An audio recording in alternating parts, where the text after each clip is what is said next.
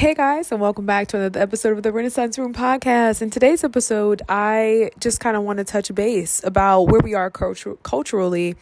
And I wanted to talk a little bit about how we are becoming more and more in denial about the choices that we make. And I always say that the reason for this, just over consuming, right, all encompassing denial that we're currently facing is because of the normalization. And quite frankly, I would actually say it's a bit of a reward system that we've kind of manufactured within our society that rewards adults behaving like perpetual adolescents, and I just think you have this ongoing state of immaturity, right? When you have this ongoing state of like intellectualizing every emotional, decision, right? And when you say emotional decisions are not always impulsive. Emotional decisions can look like, and I guess, I hate to say it, but we'll probably talk about it relationally, right? Staying and choosing to work it out with somebody that you love. When we intellectualize every single thing, right? When we do this thing of like, you can overcome anything, you can do anything, right? That type of mentality is really something that's very fundamental in our youth, right? And it's very evident because when you're young, you feel invincible, right? You can wake up, you can eat what you want, you can wake up after doing what you want the night before, you can go to work, you can go to school, like you have a lot more energy, right? But as you get older, things start to change, right? Your metabolism slows down. I know for women, our metabolism slows down. Things start to reorient themselves. Now, I do want to pause here for a second because I think so often women are constantly reminded of the consequences of aging. I think just by and large, women are really, put in a really tough space, I think, just at all times to make the best decisions, at all times to weigh the cost, to, be mindful of the choices that they're making in terms of like compromising, settling, like all the things. And when I say settling, I mean, women by and large are just encouraged to settle down and consider all the things, right? Economic, cultural, professional, familial, like all the things. But men are not, right? Men are not. And what I find to be the most interesting today is that you have people like Scott Galloway. And I talked to you guys about Scott Galloway, and I told you guys how he was a grifter. Okay, Scott Galloway is a grifter.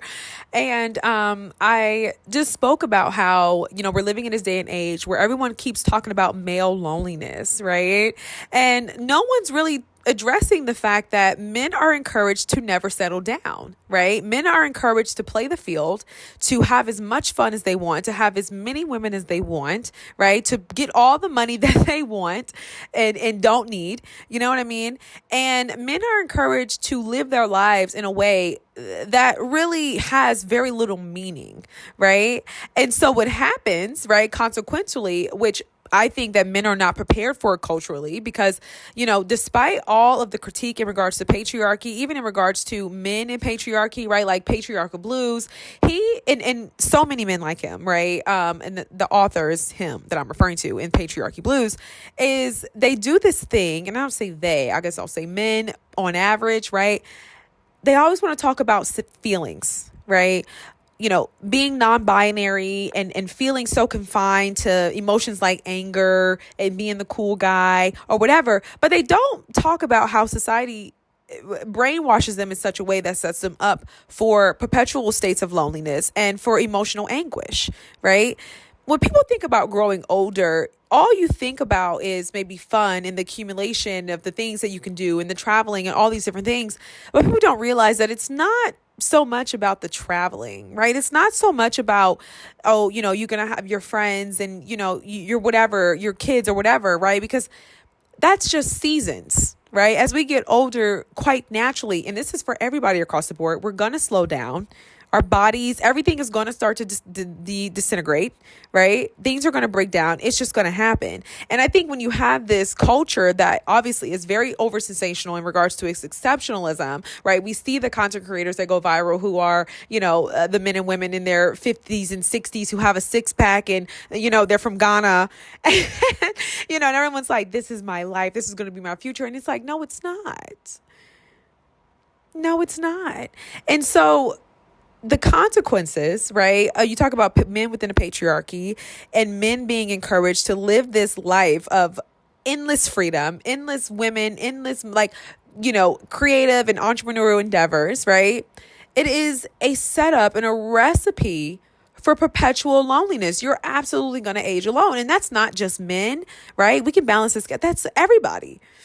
It doesn't matter how you slice or dice it. And so one of the things that I find most interesting about these type of, behaviors and this type of attitude that is so persistent within our community is that people age and they start to act shocked about the life that they willingly opted out of.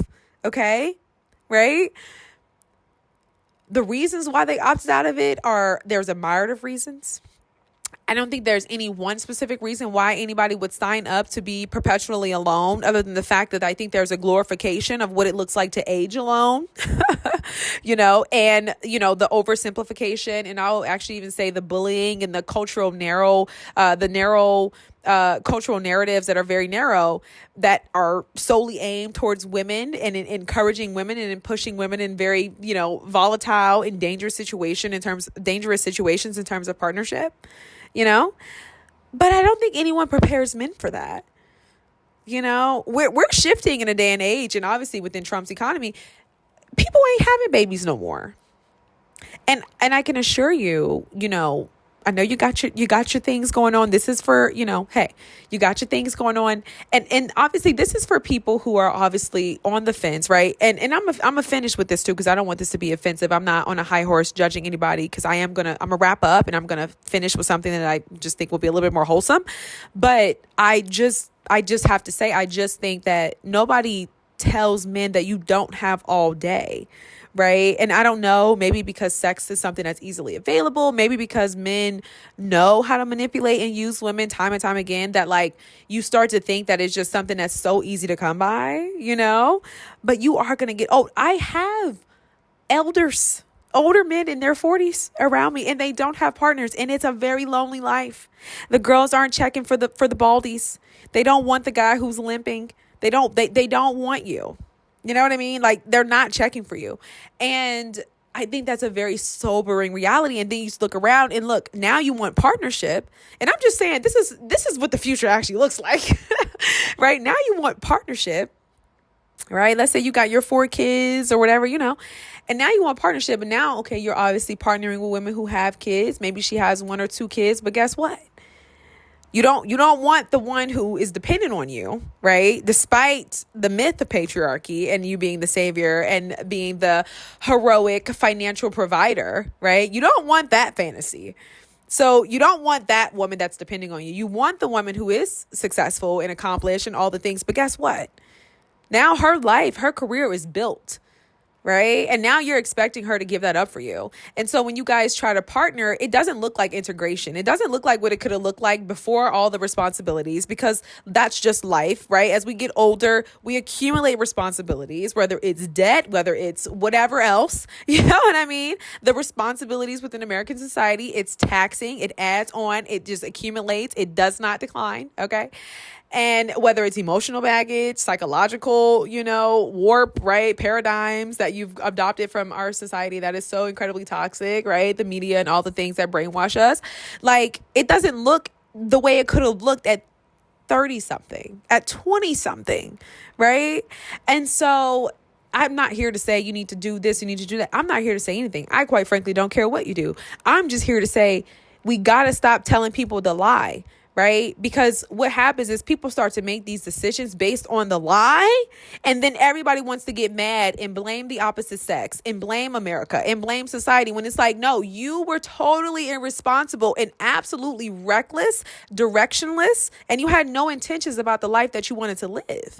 It's not glamorous. Aging alone, it's not glamorous.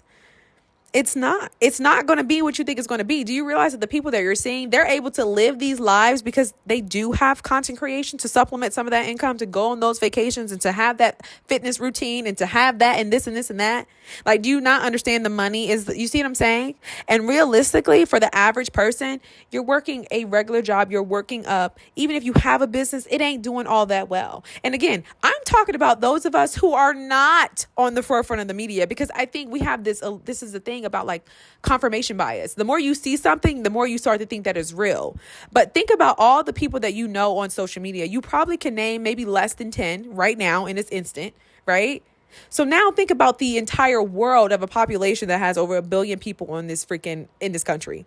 You know what I mean? Like, do you see how small that is? Like, the numbers are crazy small. Think about your people in your family. Think about your friends. Think about people you went to high school with. Think about the people that you didn't go to high school with, but you knew back then, and over here, over there, whatever, right?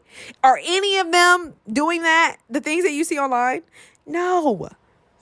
And you're going to be like, you're going to try to clown me, but no, seriously, because that's the reality.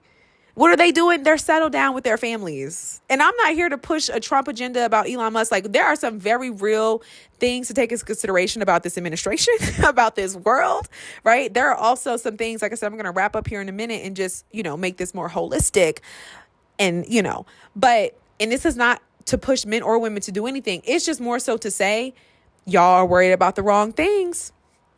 I hate to say it, but it's just the truth.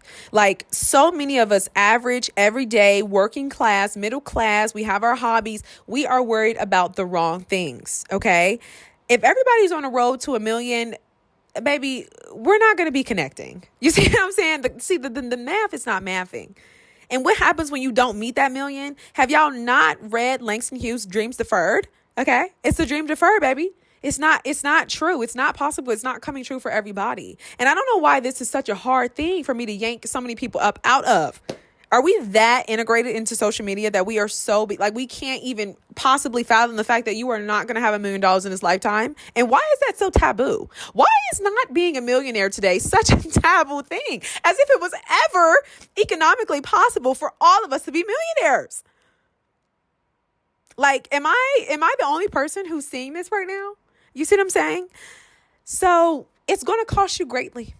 It's going to cost you greatly. And like I said, then you're going to have people like Scott Galloway and however many other influencers coming in, selling you a lie, selling you a solution to your misery, when the reality was that all you needed to do was get in the front seat of your life and make conscious decisions that will support your well-being. Okay? Because I'm going to tell you right now, baby, besides the bills and the responsibilities, it ain't much going on in this thing called life. All right. I know you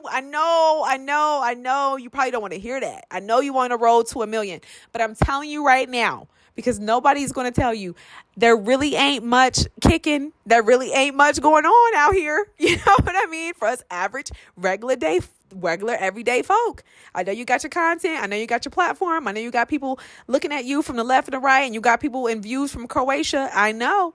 It's flattering. It's very flattering. But right here, what you can see, feel, touch, think, smell, right? This is what's going on. This is what's happening. And for many of us, it ain't much. All right. It ain't much that this world can offer. I'm not going to do no Bible thumping, but I'm just saying, and I'm just going to be real. Like, life is a beautiful thing. It's what you make it. And I'm going to wrap up. Life is a beautiful thing. It's what you make it. But the things that actually give our lives meaning are not the things that so many of us are pursuing today. Right? You can be a better person, but what good is it if you get to the end of your road and you don't have anybody to witness that? Nobody cares. It's you and 5 other people over here that been to the gym, then done all the things. And I'm not saying don't work on your health. I'm just saying, what difference does it make? What difference does it make? Okay, it's you and however many people have the degrees and and I'm not saying don't pursue your degree, and I'm not minimizing that, right? I'm just more so saying we got to the point where the values and the priorities are so misaligned that people start to accumulate all the things, and you guys are getting what you want, maybe not materially, because a lot of times, I'm gonna be real with you, the dreams are falling very short. And people are wondering why they're unhappy. People are wondering why people are so angry today. Right? Because you're chasing a lie. And I know that sounds good in theory because it's really hard to put in practice, because you know what that looks like on the back end?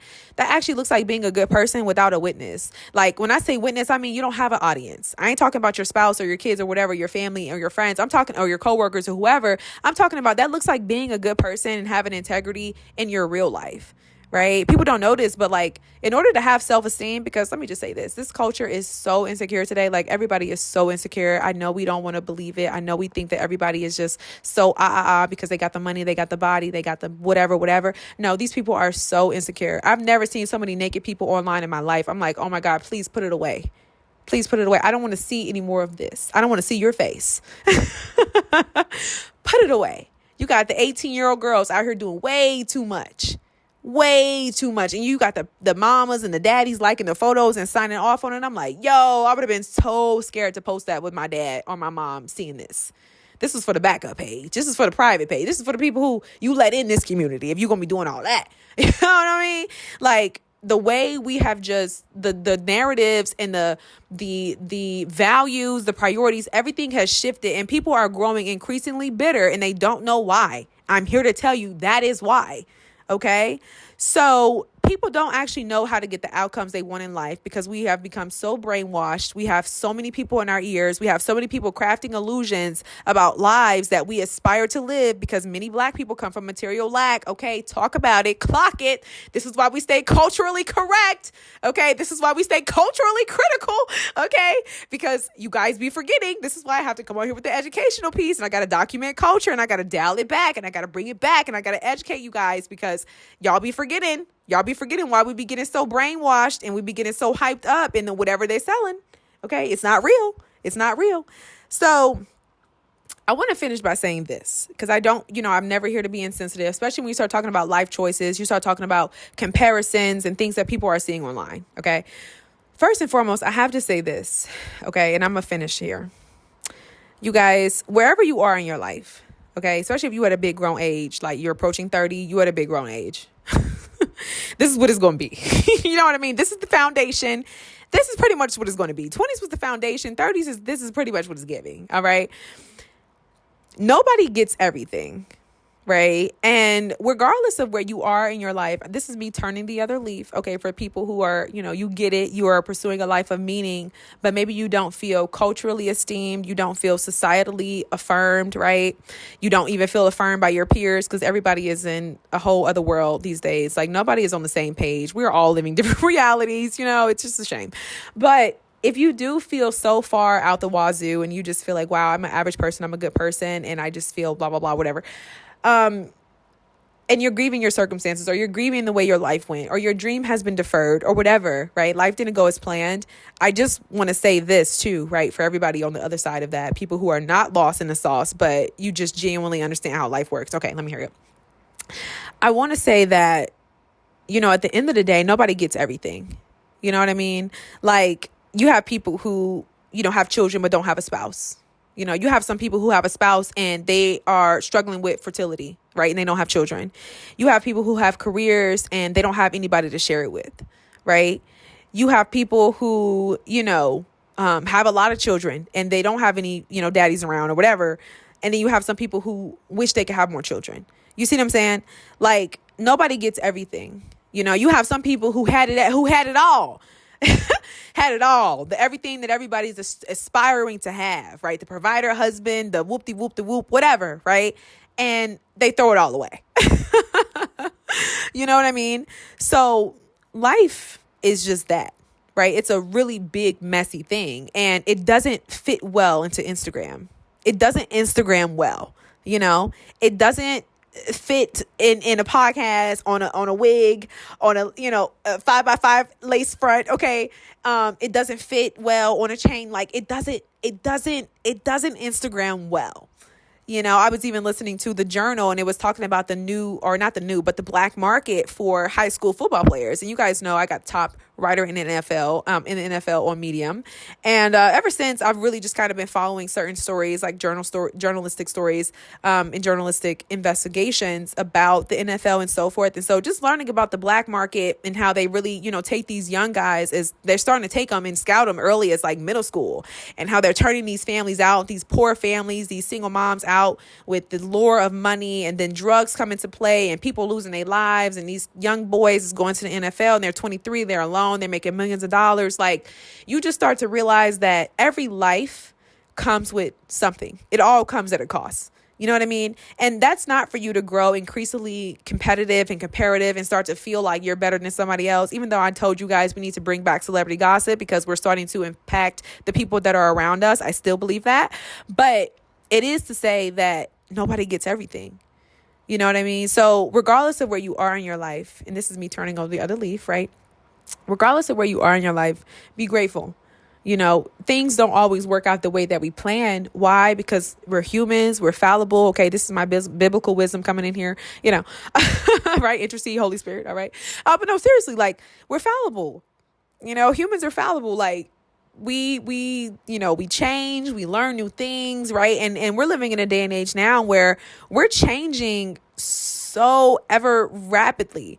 Right. I also say this, too, with social media. You have this very weird thing where it's like you do have people from 2016 in your friends list and they knew you back then. And then you have your people that you know now. And that can be very confusing for people who have unresolved business, or if you're having a bad day or whatever. And then you go online and you're comparing yourself to this person, or, you know, you're beefing with your partner, and then you go online and you see such and such from back in the day. And y'all used to have a good time when you was 21. You know what I mean? It's no wonder people are going to be confused. You know what I mean? You see such and such who went and bought a house and maybe they did make it in Instagram, blah, blah, blah, or whatever. Like, I just think at the end of the day, living that way and living from a more hierarchical place of saying, like, I got to find somebody who's lower than me, or I got to find somebody who paid a greater cost than me, or I got to find somebody who paid a price I'm not willing to pay to feel better about myself. That's the surest way to kill community. You know what I mean? Like, at the end of the day, we all pay something. And whether you were conscious of the cost or not, it costs you something.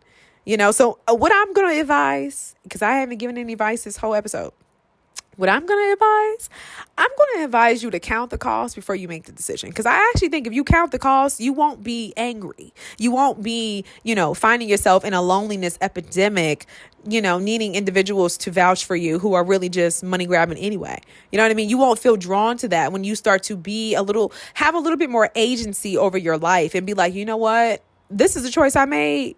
And this is what it is. And what it is what it's going to be. And you got to make peace with that. You know, things happen. People betray us. Like, life just be lifing. You know, like, that's the epitome of life, just be lifing. But it's like, you do got to get to a point where you have to start making peace. Obviously, again, I'm talking about people on the other side of this, right? You have to start making peace with your life and your choices and where you are, because it is what it is. You know what I mean? And I think if you spend so much time wishing you were somewhere else, you're wasting time, because nothing is going to catapult you there. You know, you could sell your soul and still might not make much of it. You know, the people are doing it every day online, you know, and it may not amount to anything, you know, but lower self-esteem and dignity within yourself. You know what I mean? So at the end of the day, try to make choices you can live with, and try to count the cost, and try to be more considerate about, like, you know, your long term. You know, I know right now you can't see it. You don't know what it may look like, you know, because you're young, you know, and when you're young, you don't think that long. You don't think that far ahead, right? Some people had to, you know, survival mechanisms, or, you know, whatever. Maybe you were gifted. I don't know, you know, but some of us, you know, had to count costs and, you know, grew up understanding consequences very early for our choices. You know, but for you guys who haven't, you know, I hope you glean something from this, because it's real. You don't have all day to play around, you know, and I made a previous episode talking about this in regards to employment. You don't have all day to be playing with employment. You're going to get older. The workforce is going to continue to push. And as much as we do all this advocating and talking, please understand that conversations and emotionalism is not going to change the system. You know what changes the system?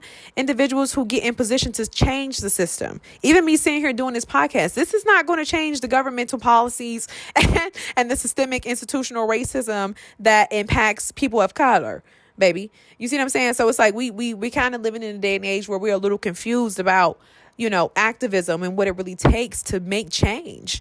Okay. Yeah, sure. People used to come out and, you know, we can have rallies and we can do all those things, but we're not in the past anymore. They were fighting for completely different things. It was a completely different time. We wasn't all this social media. It was the media. It was what was present. You know what I mean? It was a completely different time. And I think that's one of the things about reform and integrating history in our present. You know, we're so busy trying to do the same things our ancestors used to do and people used to do in the past within the society to get change. It doesn't work. It doesn't do anything. Right? White people out here reenacting the same civil rights injustices and things like that with these violent protests. What are we doing? Is that changing anything? No, it's not changing anything. Only thing that's going to change something is people getting in the system and changing things.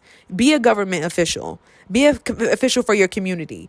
Get in position and try to get to the head department of whatever, and do what you got to do. If you really want to be about change, it's going to be very hard. It's going to take a lot of time, right? But most importantly, it's going to require you to put this phone down, right? Get off of social media and really get to work. And guess what? Being on the back end, not having an audience, not having anybody supporting you and clapping for you and validating your every post, that is very lonely. And I actually think that's why we don't have as much reform as we could have, right? Back in the day, Black people, equality, they were fighting to get in the room. Now the doors are open. Granted, the stairs are a lot higher, but the doors are open. We're not walking through the doors. We're not going up the steps because we see that it's a very long way. But that's what they were fighting for. So all this like, oh, look, it's ICE and there's gas bombs. And I know I'm veering, but like, I just got to tie this in because I think we're losing the plot, you know, and we want to be like, oh, this was what the Black people were fighting for. No, that's not what we were fighting for. That's two completely different things. It's not the same. You know, but it's like if you don't know the history, if you don't have an understanding of what took place then and what's taking place now, then you're going to be confused about it. And I too grieve that there's so many platforms, so many content creators like myself who are doing this work and everybody is confused. You're getting bite-sized information off of everybody. So it's like, where do we go? And by the time the day is done, your brain is fatigued. You know, you worked your 8-hour shift or you did your content or whatever you do. You did your DoorDash. You know, your brain is fried. You know, so now you're like decision fatigue. You ain't got time to be enrolling in no politics classes, doing this, doing that. And the people who do get in position, their heads are so big. Okay.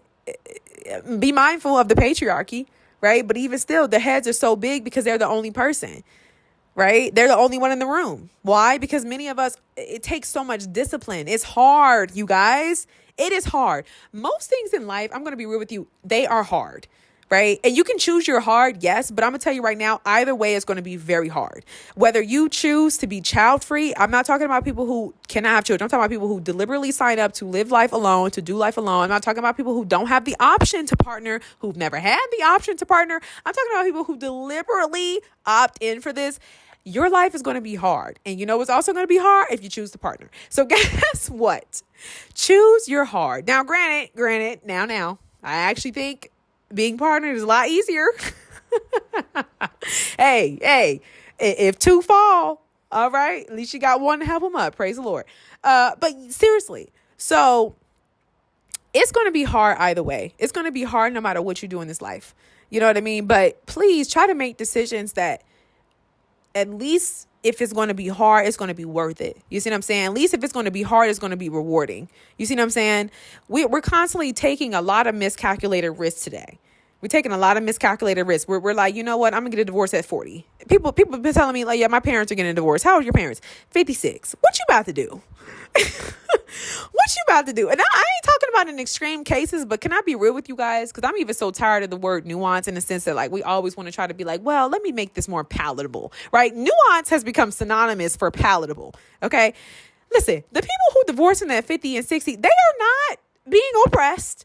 No, you know what's happening to people who are divorcing and they didn't live the whole life and they only got you know what I mean? These people are divorcing because they're listening to you guys.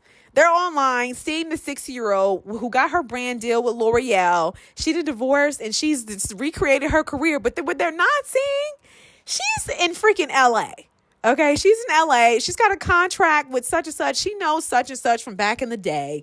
Okay, they're not seeing that such and such who's 80-year-old fashionable. They're not considering the fact that she's white, right? She's up in freaking New York, right? And I know we do this thing too, or we will consider privilege on certain people, but I don't think we do it in a critical way. I think we actually do it in a way that where it's like we're being haters, and we do it in a way to like victimize ourselves. Like, oh, see, she's a content creator and she's 50 and I could never do, you know what I mean? We do it like that. Like, you know, we don't do it in a way that's like, you know, like applicable, you know? So anyway, I'm saying all that to say what I just said, right? Everything is going to cost you something, but like, as you get older, you guys, I guess what I'm going to end with, because I know I've been saying I'm going to end, but y'all know how I do sometimes. So I gotta be very clear. Okay.